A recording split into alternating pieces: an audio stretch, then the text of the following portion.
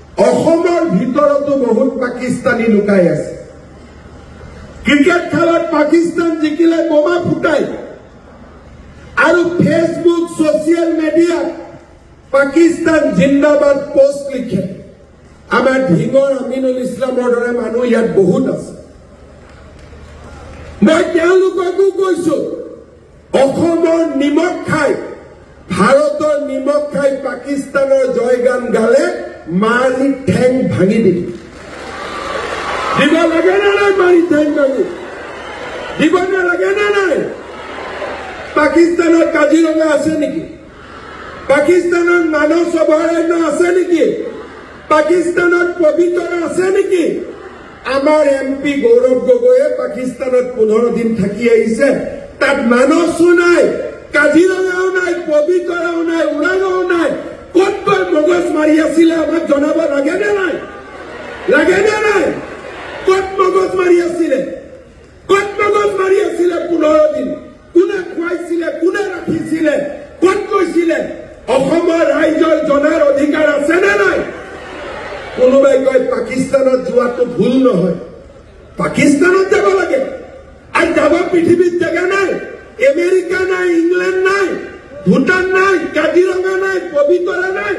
যাবৰ কাৰণে বিচাৰি পাই পাকিস্তান।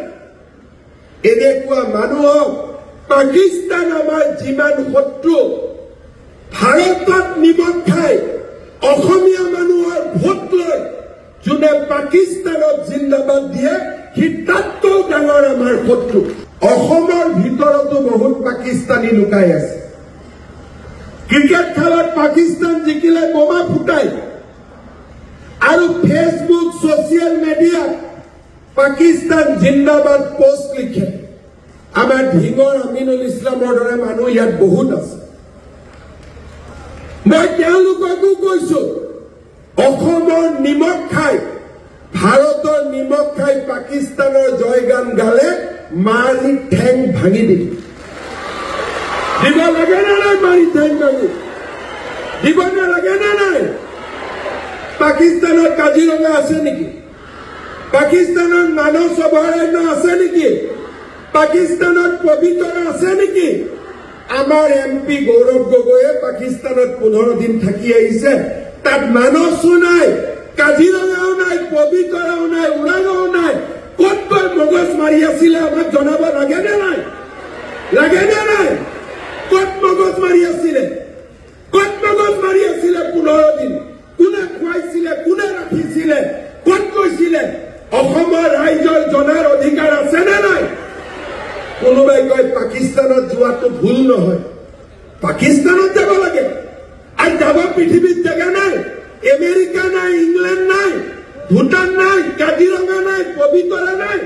যাবৰ কাৰণে বিচাৰি পাই পাকিস্তান। এনেকুৱা মানুহক পাকিস্তান আমাৰ যিমান শত্ৰু, ভাৰতত নিমখ খাই অসমীয়া মানুহৰ ভোট লৈ যোনে পাকিস্তানত জিন্দাবাদ দিয়ে, সি তাতকৈ ডাঙৰ আমাৰ শত্ৰু।